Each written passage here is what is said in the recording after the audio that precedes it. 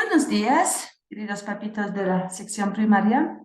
Bienvenidos a este taller sobre el cerebro del niño. El día de hoy van a aprender cómo se desarrolla el cerebro de su hijo, cómo podemos potenciar su desarrollo cerebral y también van a aprender por qué su hijo a veces actúa de determinada manera.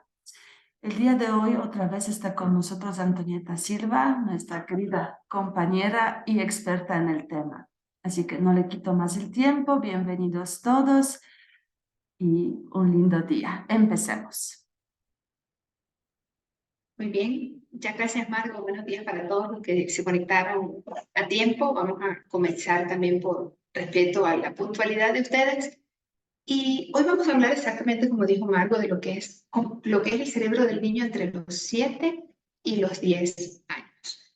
Cuando nosotros vemos un niño nacer, nos damos cuenta que su cerebro no es igual al de los adultos. Sin embargo, es interesante que cuando nace, ese cerebro tiene el 25% del tamaño que va a tener cuando sea adulto. Y tiene prácticamente todas las neuronas que necesita para todo lo que necesitará hacer, valga la redundancia, durante su vida. Tiene alrededor de 86.000 millones de neuronas. Pero no es la cantidad de neuronas lo que consideramos tan relevante, sino el hecho de que existen muchísimas conexiones entre esas neuronas, que son las conexiones que tú y yo hoy aprenderemos a potenciar para que él pueda distinguir, o mejor dicho, para que él pueda desarrollar todas las funciones que tiene la capacidad para desarrollar de la mejor manera y en el momento más oportuno. El cerebro realiza en tu hijo más de 10.000 millones de operaciones por segundo, muchísimas más de las que tú y yo realizamos en nuestra vida adulta.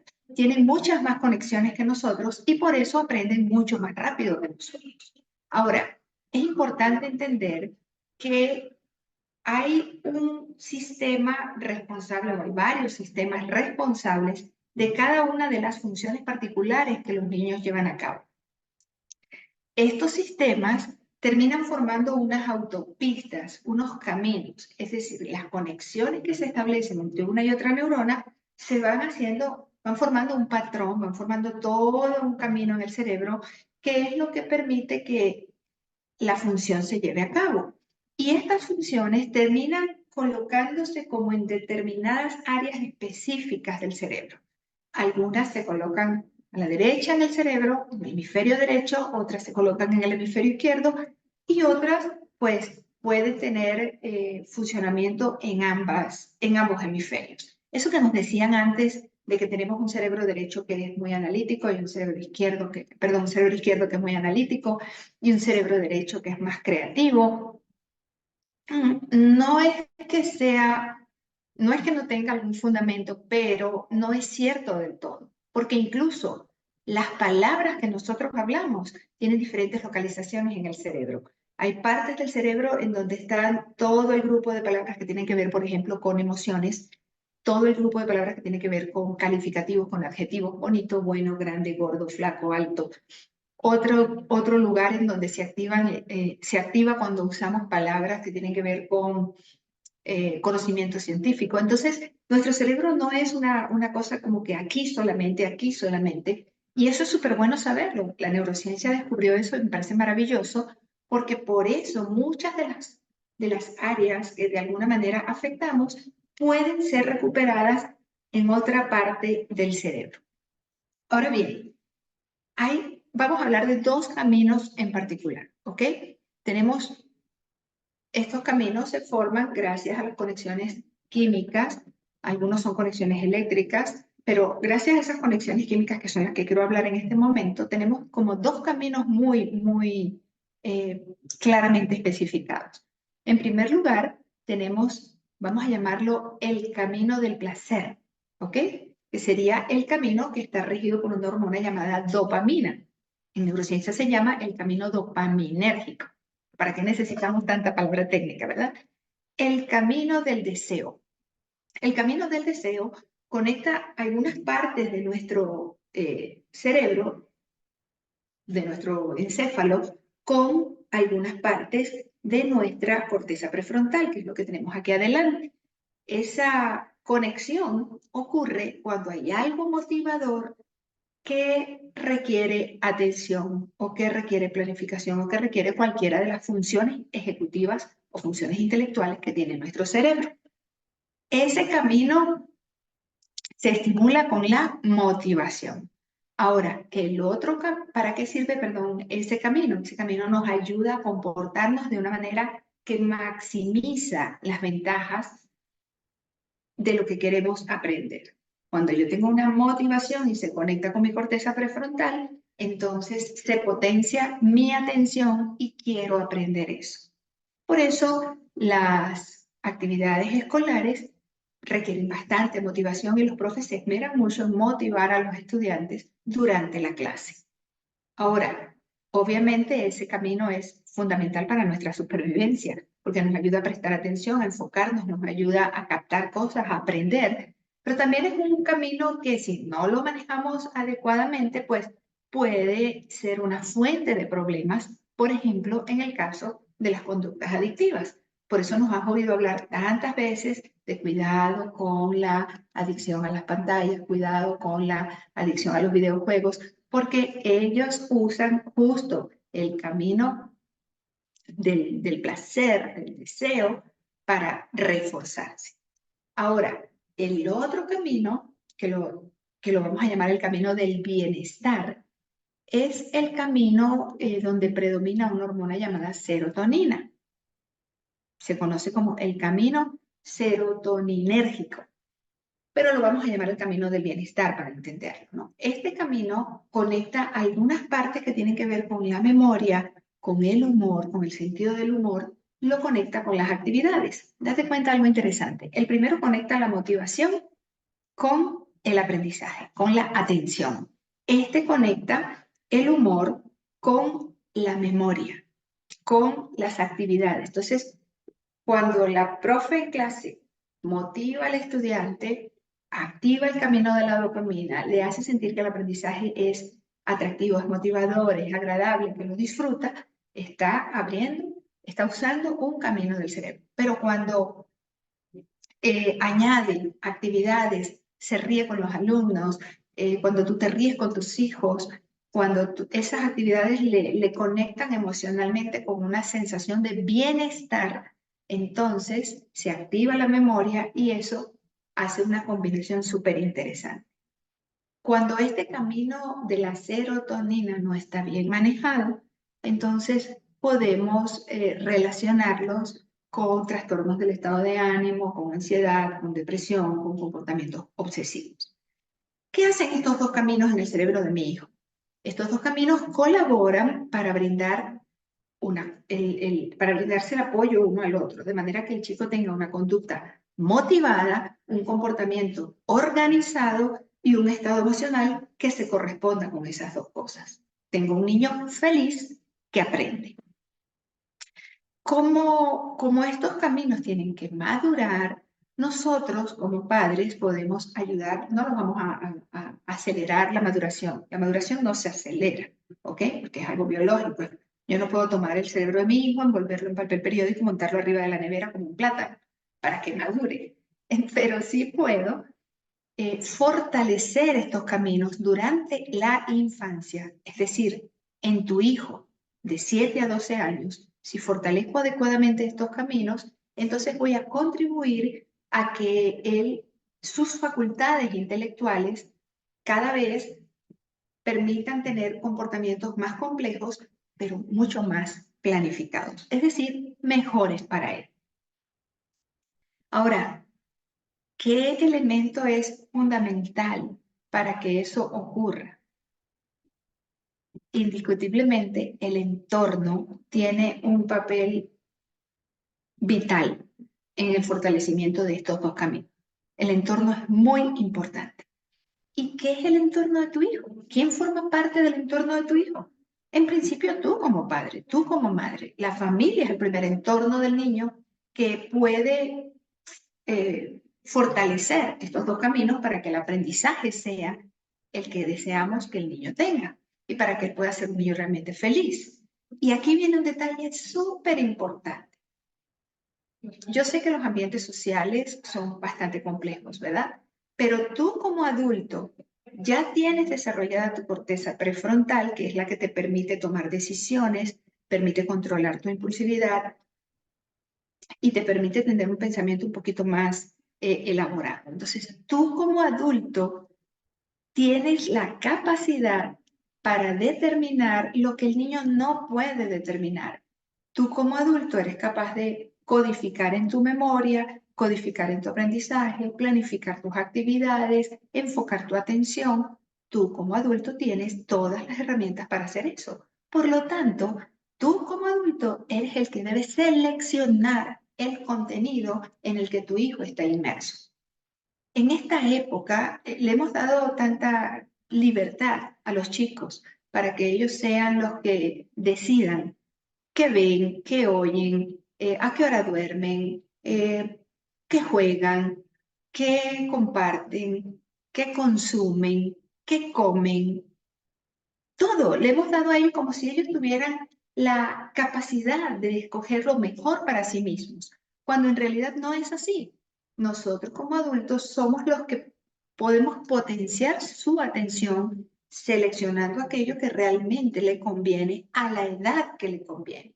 Las censuras de las películas, las censuras de los videojuegos, los contenidos que no son aptos para ellos y que ya los hemos normalizado y decimos, pero ellos han visto cosas peores. No es justificativo, porque todavía ellos no tienen esa capacidad. Tú eres quien fortalece el camino de la dopamina y el camino de la serotonina, el de bienestar y el del deseo, para que ellos luego puedan tener una maduración adecuada y hacer lo que realmente es beneficioso para ellos. Ahora, ¿qué significa esto? Que tu meta, tu objetivo no es convertirte en el dictador de sus vidas y tratarlos mal, decirles esto no, aquello está prohibido o meterlos en una burbuja como mucha gente piensa. No, tu objetivo es potenciar su atención. Y para potenciar su atención, tienes que ayudarle a enfocarse en una cosa, asegurarte que el contenido de esa cosa realmente es bueno para él y equilibrar sus actividades. No mucho de algo, no mucho del otro. Como dice el viejo refrán o el conocido refrán, ni tan calvo ni con dos pelucas. Ahora, es fundamental que como padre comprendas que no es porque tú hagas las cosas que ellos lo van a aprender. No, a veces decimos, pero aquí nunca, en esta casa no se dicen malas palabras. ¿Será que lo aprendió en otra parte? No se trata de eso, se trata de la coherencia. Esa es la palabra clave, ese es el secreto fundamental para la educación de tus hijos. La coherencia, que lo que digas y lo que hagas esté en consonancia, que lo que dices que no es correcto no forme parte de tus propios hábitos, que lo que dices que hay que hacer forme parte del estilo de vida de la familia. La coherencia ayuda a que estos caminos se fortalezcan adecuadamente. ¿Por qué? Porque el cerebro se configura con hábitos. Cada una de esas vueltitas que le ves al cerebro, cada una de esas autopistas que tiene el cerebro, son formadas por la repetición de una conducta una y otra vez hasta que se instaura un camino en mi cerebro que luego recorre automáticamente.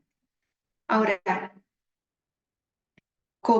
qué importancia tiene o cómo yo puedo darme cuenta o qué puedo hacer o qué debo saber para fortalecer estos caminos?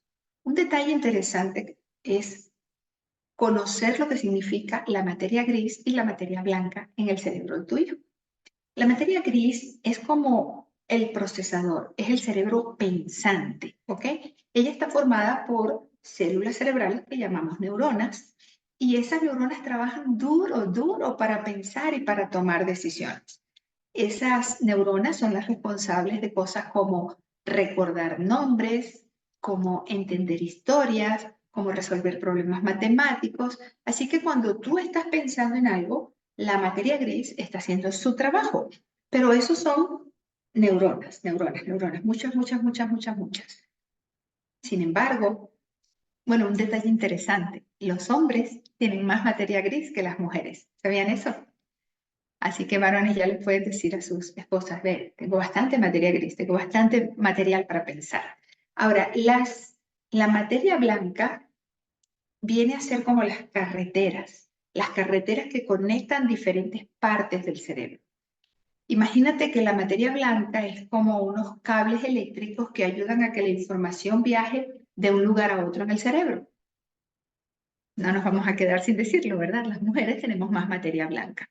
Por eso los varones sectorizan más y las mujeres conectamos más. Ahora, eso no nos hace mejores unos que otros. No estamos hablando de algo sexista aquí. Pero sí es interesante que sepas que la exposición a lo que vemos, a lo que percibimos, a lo que analizamos, las preguntas que les hacemos a nuestros hijos, la forma en que le llevamos al análisis, la forma en que le permitimos la indagación, la manera en que le provocamos la reflexión, eso contribuye a que ellos puedan ir equilibrando eso, porque la maduración consiste en que la materia gris se vaya, hay partes, no toda la materia gris, pero partes de la materia gris se vaya convirtiendo en materia blanca a lo largo de nuestra vida. Por eso, la exposición continua a videojuegos reduce la cantidad de materia blanca en el cerebro del niño.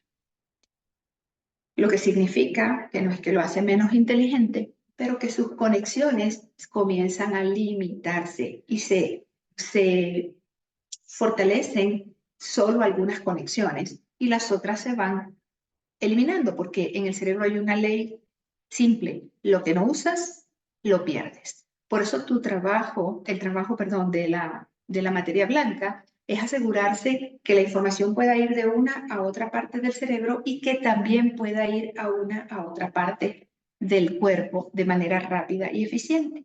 Por ejemplo, si yo decido levantar la mano, la materia blanca se asegura que mi cerebro y mi mano se comuniquen rápidamente. Cuando nosotros no fortalecemos estas conexiones, porque todas son automatizadas, todo es luz, video, color, luz, movimiento, color, luz, movimiento, color. El cerebro entiende que no necesita esforzarse. En cambio, cuando aplicamos el ciclo de indagación del PEP, por ejemplo, el niño necesita activar esa materia blanca, necesita activar conexiones.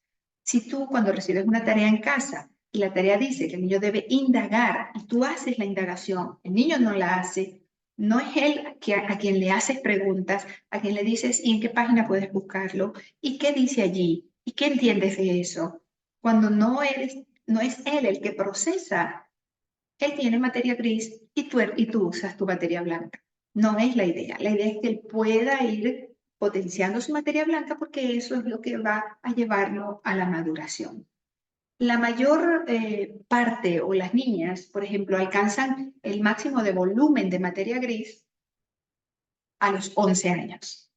El máximo de volumen de materia gris a los 11 años. Ya desde pequeños, la materia gris se va convirtiendo poquito a poco en materia blanca, pero tú y yo podemos potenciar esas conexiones. Y por eso es genial que tengas al niño estudiando en un colegio que se trabaja con el ciclo de indagación, en donde se manifiestan, en donde se potencian sus habilidades, en donde se buscan sus atributos, en donde no se trata solo de darle contenido a la materia gris, sino de activar la materia blanca para que él pueda tener todas las conexiones necesarias para que cuando sea adolescente y adulto, pues tenga muchas más ventajas intelectuales, mucha mayor capacidad que otros para poder desempeñarse en este mundo tan competitivo. Ahora, el cerebro de tu hijo madura en cierto orden. El cerebro de tu hijo madura de atrás hacia adelante. Primero, todo lo que tiene que ver con lo sensorial, con lo motriz, luego todo lo que tiene que ver con el lenguaje, con la inteligencia espacial, con la ubicación, lateralidad, etc. Y lo último que madura es la parte frontal. Y dentro de la parte frontal, lo último que madura es lo que llamamos la corteza prefrontal, que es la responsable de tomar decisiones, de resolver problemas, de emitir juicios y de controlar los impulsos.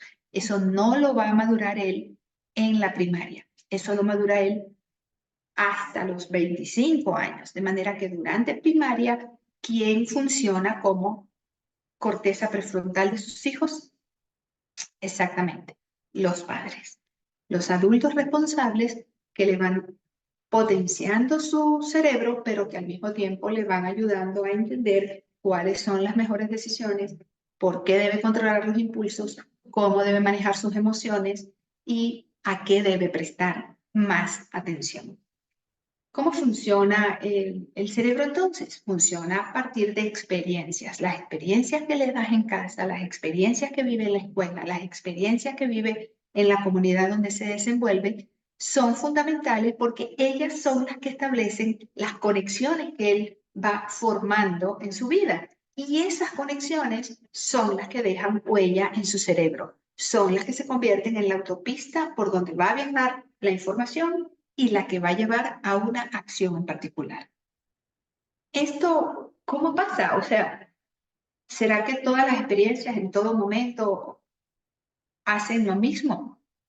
No, definitivamente no. Y por eso es importante que ustedes conozcan que, que hay edades, hay momentos en los cuales las conexiones se intensifican. Hay momentos que puedo aprovecharlos. Si se abriera una ventana y allí puedo meter justamente la información y la va a absorber muchísimo más. Va a tener mayor receptividad, va a tener mayor nivel de habilidad y va a aprender más rápido esa función específica que quiero enseñar. Eso se llama un estadio temporal.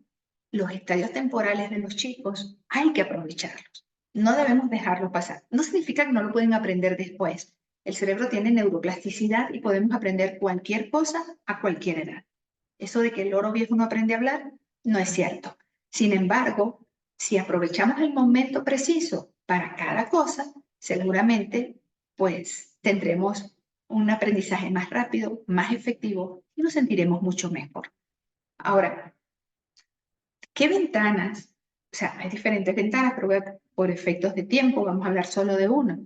¿Qué ventana es fundamental? ¿Qué ventana se abre así súper grande y yo necesito que el niño, o sea, necesito aprovecharla completamente entre los 7 y los 12 años?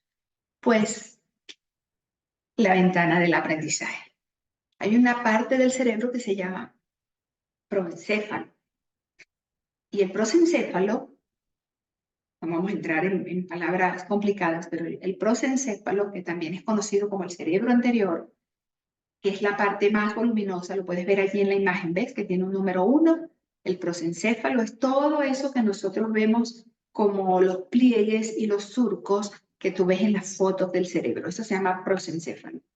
Ese prosencéfalo crece significativamente entre los 7 y los 8 años.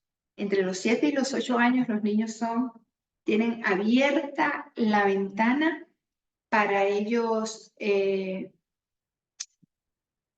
incorporar información, conocimiento, hacer conexiones y incluso muchísimo más rápido que tú. Por eso muchos padres dicen, oye, pero es que uno dice una cosa y él enseguida la agarra. Claro, esa ventana está súper abierta. Es tiempo de aprovechar.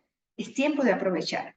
¿Y qué es lo que vamos a aprovechar allí? No, lo que vamos a aprovechar allí no es cuándo nació Cristóbal Colón o cuáles son los límites del Ecuador o quién fue Eloy Alfaro. No, eso es contenido, eso va, lo que vamos a aprovechar es el desarrollo de habilidades, pensadores, indagadores, todo lo que tú escuchas permanentemente en el PEP, los conceptos, forma, función, cambio, todas esas cosas es lo que vamos incorporando para que el niño, oye, dije 7, 8 años, para que el niño eso luego se convierta en la autopista que más adelante, a los 9, a los 10, a los 11, sea montarse en el carro y viajar. Sea mucho más fácil para ellos aprender. Los cambios que tú instauras en tu hijo entre los 7 y los 8 años permiten que él mejore su capacidad de aprendizaje, que sea más creativo, que entienda conceptos más complejos cada vez y sobre todo que desarrolle autonomía. En esta etapa la autonomía es espectacular. Él tiene ideas propias, él puede hacerse más responsable, aparecen aspectos relevantes de su carácter y todo eso es lo que se va consolidando en el hijo que tú has soñado siempre tener y que tienes porque su cerebro está programado para eso. Por eso, cuando los papitos de segundo de básica o de tercero de básica asumen la tarea de los chicos, por mucho que parezca que la tarea era compleja, no sé qué, la asumen. Y luego entonces es como para que el niño quede bien y todo le quedó bien y todo le salió bien. Estás desperdiciando la oportunidad de tu vida. Tienes que dejar que él haga, cree, piense, reflexione, responda y te vas a sorprender. Te vas a sorprender de la maravillosa capacidad de reflexión, de indagación, el sentido de la responsabilidad y el sentido de puedo, soy, de empoderamiento, que luego le hará un estudiante autónomo y no tendrás dolores de cabeza en secundaria. El otro estadio que quiero compartir con ustedes es el estadio temporal del lenguaje hablado. El lenguaje hablado, no me refiero a que el niño aprenda a hablar en este estadio, el niño aprende a hablar desde tempranito, ¿no? Pero es como el momento, la ventana abierta para el aprendizaje de los idiomas.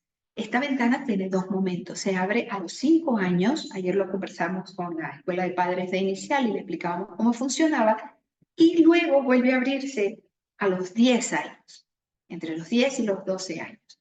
Ese es el momento perfecto para que las tareas de inglés él pueda sumergirse en ellas, para que le diga sí puedes, sí lo vas a lograr, para que él pueda familiarizarse con otro idioma. Y cuando digo otro idioma puede ser otro, literalmente inglés, francés, portugués, lo que sea, o música, porque la música también es un lenguaje.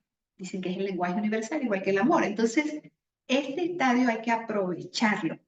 Esas clases de inglés, permitir que él las practique en casa. Aunque tú no entiendas lo que te dice, que te hable en inglés, que te diga cosas, que te enseñe lo que aprendió, porque tiene esas conexiones a flor de piel y hay que aprovecharlas para ese momento. Pero aquí viene un detalle interesante.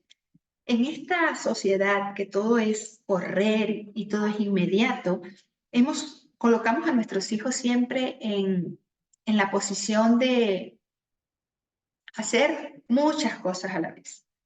Nos hemos acostumbrado al multitasking y ese multitasking en realidad nos daña lo que queremos hacer con nuestro hijo.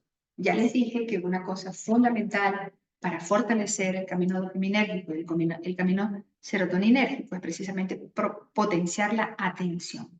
Y no potenciamos la atención con el multitasking. Cuando tu hijo tiene la comida, la computadora, el teléfono y el control del videojuego, todo alrededor, y todo lo está usando al mismo tiempo, no estás potenciando la atención de tu hijo.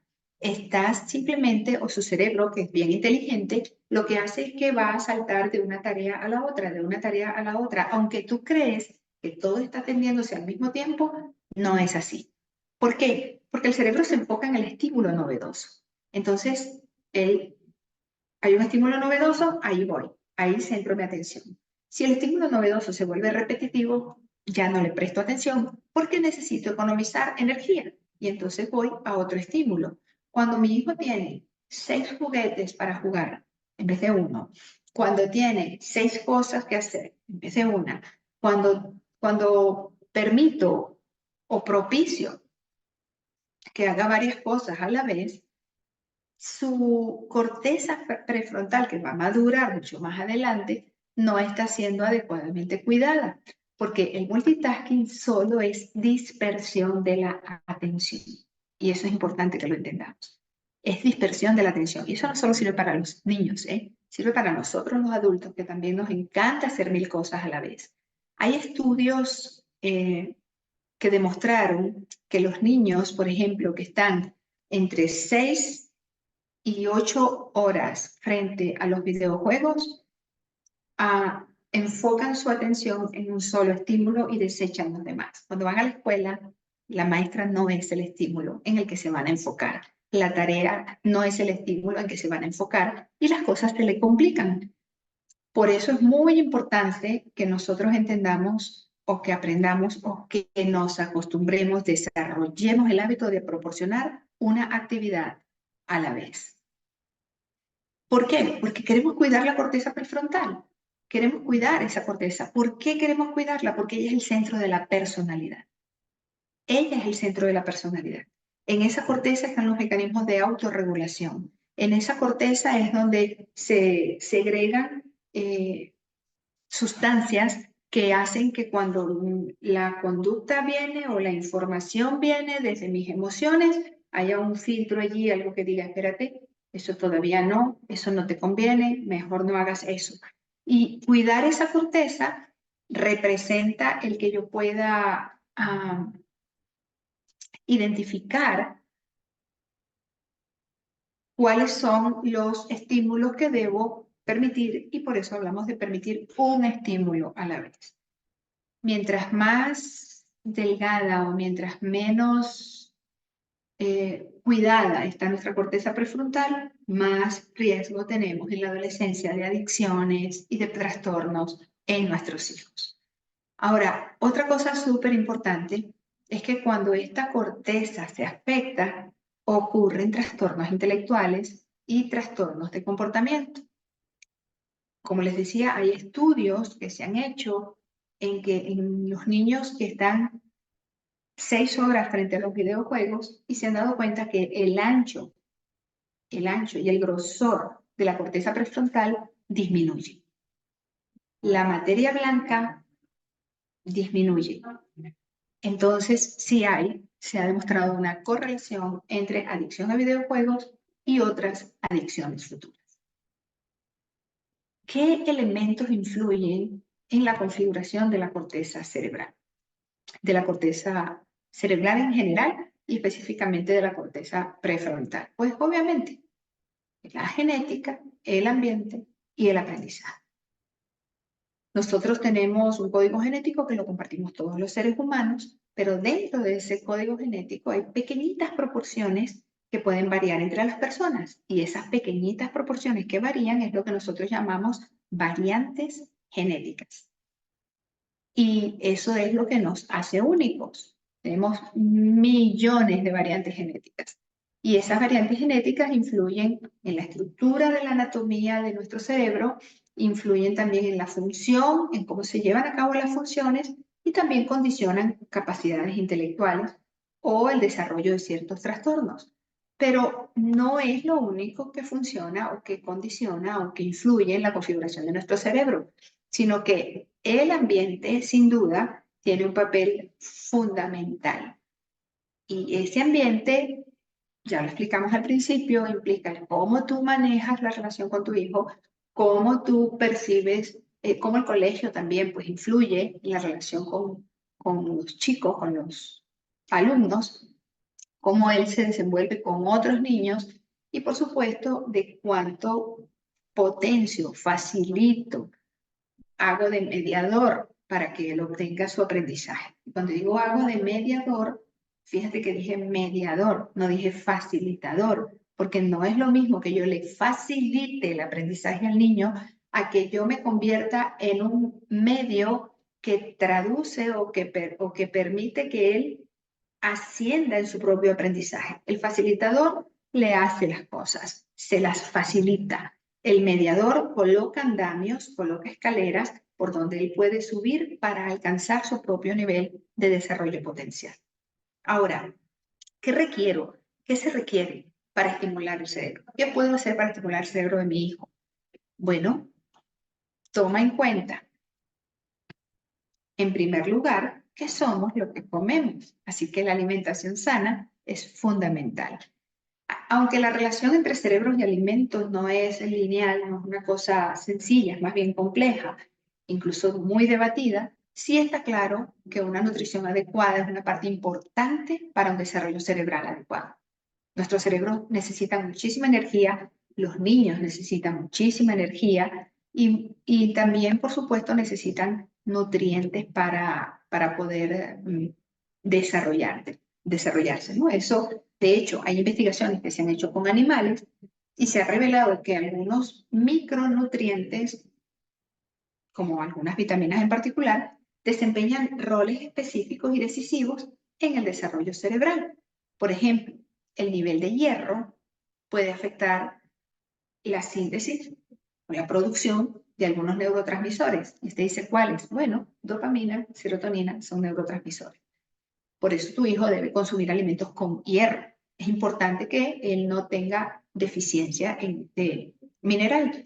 Los ácidos grasos afectan también la emisión de estos neurotransmisores. Por eso cuando tú le das a tu hijo una dieta desbalanceada, afectas algunas estructuras neurales que están relacionadas con su coeficiente intelectual verbal. Es decir, la alimentación sí parece tener una conexión interesante o ser buena para potenciar la versatilidad de nuestro cerebro. Yo les dije los ácidos grasos, por ejemplo. Te dice, ¿pero qué? ¿Qué se le da de comer? ¿Cómo sé qué hago? ¿Qué le doy? Porque a uno le gustan las cosas prácticas, ¿verdad? Bueno, una fuente de ácidos grasos poliinsaturados son los frutos secos. Son súper buenos para el desarrollo de la corteza cerebral. Las nueces, las almendras, son buenas para la corteza cerebral. Básicamente las nueces, esas que parecen un cerebrito, precisamente son buenas para el cerebro de tu hijo. La corteza prefrontal también tiene unas neuronas que son las que inhiben los comportamientos impulsivos. ¿Cómo los inhiben? Porque ellas liberan una sustancia que llamamos GABA, ¿okay? Un químico que se llama GABA. Y eso ayuda a que el niño tome decisiones, se frene frente a algunas cosas, controle algunos impulsos y pueda ser pues más racional en su comportamiento. Las neuronas inhibitorias GABA tienen un enemigo así, un archienemigo, así como la kriptonita para Superman. ¿Sabes cuál es? El azúcar refinado. Mientras más azúcar consume tu hijo, más afectan las neuronas inhibitorias, porque más inmediata quiere la recompensa, dañas una parte de su cerebro que se llama el hipocampo, que está asociado a la memoria, y afectas su aprendizaje. El azúcar es enemigo del desarrollo de la corteza prefrontal. Ahora, para que sea mucho más fácil saber qué le estoy dando a mi hijo de comida que pueda ayudarlo, tienes el gráfico en pantalla. Los alimentos color naranja y los rojos son estimulantes. Los alimentos azules calman, o morados, calman. Los amarillos incrementan o mejoran tu estado de ánimo, y los verdes ayudan a la concentración. Piensa un poquito en función de lo que quieres. ¿Cómo sería el plato del desayuno de tu hijo, por ejemplo, para que esté estimulado, animado y concentrado? ¿Cómo sería la cena o la merienda de tu hijo para que esté calmado y tenga un sueño tranquilo? Puedes tomar foto de la pantalla, aunque la charla está grabada, y puedes luego repasarlo. Vete a investigar un poquito más si quieres, pero te puedo decir algo que vas a encontrar en suficientes estudios respaldados. La buena alimentación contribuye al desarrollo de la corteza prefrontal. Los alimentos ricos en omega 3 son buenos para tu hijo. El azúcar es un enemigo del desarrollo de esta corteza. Otra cosa que puedo hacer para estimular el cerebro de mi hijo es la gimnasia cerebral. Ayúdale a hacer gimnasia cerebral. Colócale una hoja, por ejemplo, y que haga dibujos en paralelo, dibujos con las dos manos al mismo tiempo. Hazle armar rompecabezas. Hazle usar la mano que es no dominante para hacer algunas actividades. Ríanse, diviértanse con esto, porque no estás creando un genio, estás ayudando al desarrollo de la corteza prefrontal de tu hijo. ¿Ok? No mates el aburrimiento, deja que el aburrimiento se convierta en fuente de creatividad. No utilices solo aplicaciones en el móvil para hacer esto. El rompecabezas armado en el móvil no es lo mismo que el rompecabezas armado en físico. Haz que arme rompecabezas en físico, porque eso desarrolla su capacidad de análisis y su capacidad de síntesis. Análisis es separar el todo en muchas partes. Síntesis es ser capaz de integrar muchas partes en un todo. Armar rompecabezas ayuda a eso. El sudoku también ayuda a mano. Escribir a mano ayuda también. Estás conectando el cuerpo con el cerebro, y no simplemente estás usando una parte del cerebro conectándola con la otra, que es lo que hacemos en pantalla. Otra cosa que requiere tu hijo es dormir. Dormir es importante. Entre los 7 y los 12 años, tu hijo tiene que dormir entre 10 y 12 horas diarias. El sueño tiene muchas funciones interesantes, pero entre ellos, además de reponer energía, es que la memoria de tu hijo se potencia. El sueño, el descanso ayuda a la memoria. Y a ti mismo, cuando tú empiezas a decir, oye, como que me está dando Alzheimer porque se me están olvidando las cosas, o como que ya estoy viejito porque se me están olvidando las cosas, revisa cómo estás durmiendo y cuánto estás durmiendo. Tiempo y calidad de sueño, porque si no estás durmiendo, tu memoria se va a afectar y vas a empezar a olvidar cosas. ¿Qué otra cosa requiere el niño para estimular el cerebro? Actividad física.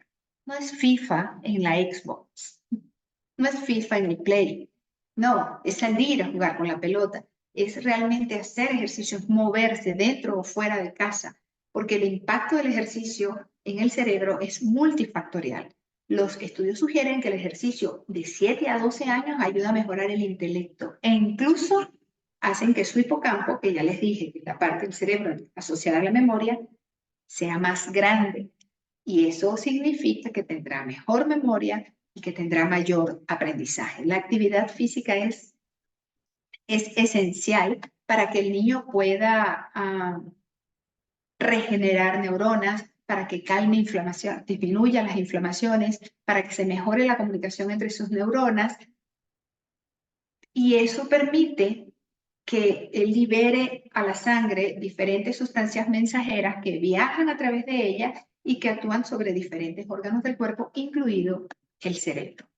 Esas sustancias inducen procesos y esos procesos mejoran la comunicación en la materia blanca, lo que significa que va a tener diferentes efectos positivos. Por ejemplo, al estimular la dopamina con actividad física se regula el estrés.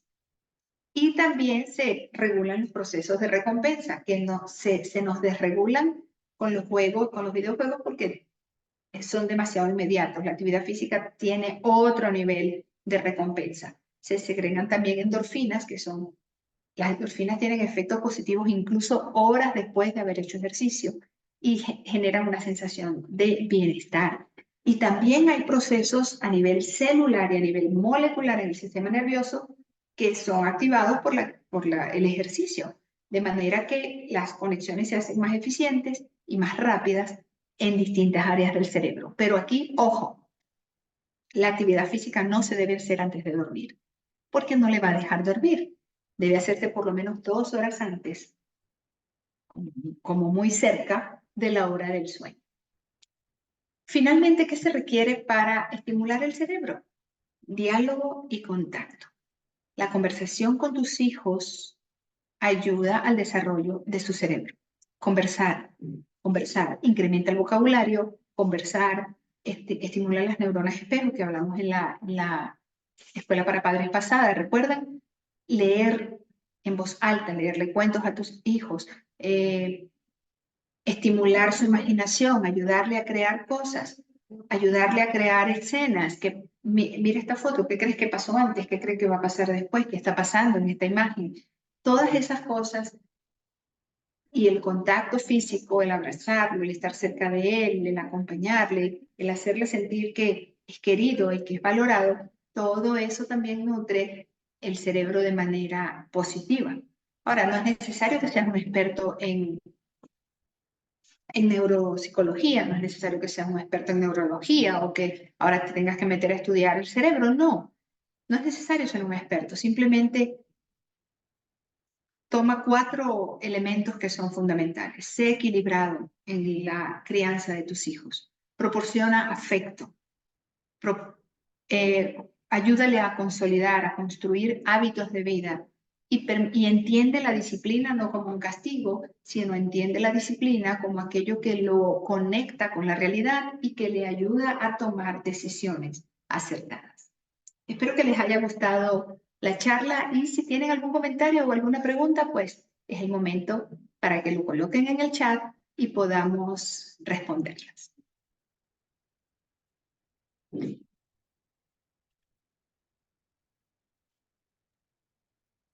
Muchas gracias, Santo. Ahora sí, si alguien tiene alguna pregunta, duda, es el momento perfecto para hacerlo. Pueden preguntar directamente, pueden escribir en el chat, así que abrimos espacio de preguntas.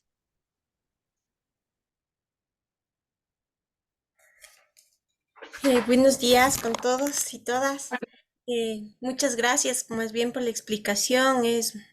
Creo que es muy importante, independientemente que seamos adultos, creo que nosotros llevamos estos malos hábitos desde antes mismo con nuestros padres, pero creo que se está haciendo un esfuerzo para mejorar la calidad de vida de nuestros hijos. Em, Mi pregunta es, bueno, yo por ejemplo en mi caso de mi Rafa, bueno, muchas veces cuando yo trabajo, las personas que le cuidan siempre le dejan que vea televisión. Entonces, eso es un poco para mí frustrante porque no puedo estar controlando. Lo bueno ahora es que la escuela salen más tarde, entonces obviamente como salen mucho más tarde, tienen menos tiempo. Pero sí, trato yo de, no siempre, pero sí trato de al menos que salgan a jugar o apagarles la televisión, pero sí les siento que se incomoda mucho cuando yo cojo y pago la televisión o como que me impongo, ¿no? Entonces, eso creo que es un trabajo un poco fuerte, eh, pero creo que estamos a tiempo todavía y le veo que va mejorando. Está mejorando, mejorando. eh, Doy toda la razón de esas reacciones cuando a veces se enojan cuando se les corta la televisión o esos temas, pero está mejorando. Entonces, yo más bien les agradezco por la charla. Creo que me quedan también un poco así como muchas cosas todavía por corregir, pero más bien les agradezco por la charla y siempre para mejorar es lo mejor para ser padre, es mejorar, ¿no? Eso, nada más, gracias. Gracias, Dianita. Te puedo hacer una recomendación. Fíjate, si en los tiempos que tú estás con ella, los fines de semana, por ejemplo, hacen estas actividades interesantes para ella, que no son necesariamente ver televisión, y comienzas a motivarles que a ella realmente le agraden esas actividades, tú puedes, cuando no estás en casa, dejar una especie de lista de cosas que ella puede hacer y por las cuales obviamente recibirá no un premio físico, no un regalo, no es que le vas a comprar cosas, pero sí recibirá estimulación, recibirá elogios, lo van a reír, se van a disfrutar y entonces ella va como a ir poco a poco entendiendo que tiene cosas que hacer. Porque es verdad que si no le dejamos un patrón de lo que tiene que hacer, pues para la señora que lo cuida es más fácil, va a ver a televisión. Pero si a la señora que le cuida le dejamos, mira, esto es lo que yo quiero que haga mientras yo no esté, entonces ella va a supervisar actividades y la niña se va a motivar más. Acuérdate lo que dije, la conexión entre la motivación y la corteza prefrontal se va a motivar más y entonces va a empezar a cambiar sus hábitos. Eso pudieras probar a ver si te funciona. ¿Qué tan recomendable es que se le tengan actividades extracurriculares de deporte y arte todos los días? ¿O es demasiado o se debe escoger una sola rama? Esa es una pregunta muy buena, Dora. En realidad, si nosotros estamos trabajando y los niños no van a tener el tiempo ocupado en algo que realmente sea bueno, van a estar expuestos a aquello que no queremos, sin duda es bueno que tenga actividades extracurriculares. Ahora, dos cosas a tomar en cuenta. Número uno, las características de tu hijo, porque tampoco se trata de agotarlo y que entonces no viva, ¿no? Que él realmente disfrute ese deporte, que realmente disfrute ese idioma, que realmente disfrute el arte. Entonces, no será para él cargoso y más bien estará haciendo algo positivo. Ahora, si tú ves que realmente no le queda tiempo para estudiar, se siente agotado, su humor no es adecuado, no está descansando bien, entonces te toca priorizar, te toca seleccionar lo que realmente le estás dando a tu hijo.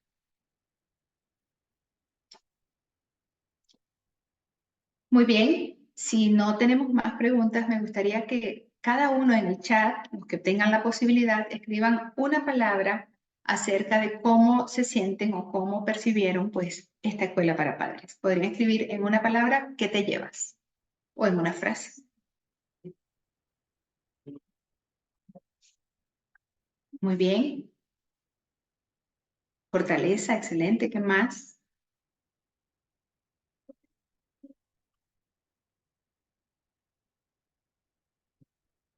Excelente, Willy. Compromiso. En realidad tenemos un compromiso extraordinario con nuestros hijos. Una palabra más antes que cerremos la aprendizaje. Bien, Daniela. Muy bien, creo que entonces, dedicación. Excelente. creo que el mensaje nos llega y que realmente pues la intención nuestra, herramientas para aplicar muy bien, tiempo, la intención nuestra es precisamente ese, que podamos enriquecernos como padres y cada día tener más herramientas para estar mejor con nuestros hijos. Gracias a todos. Margot. Muchas gracias.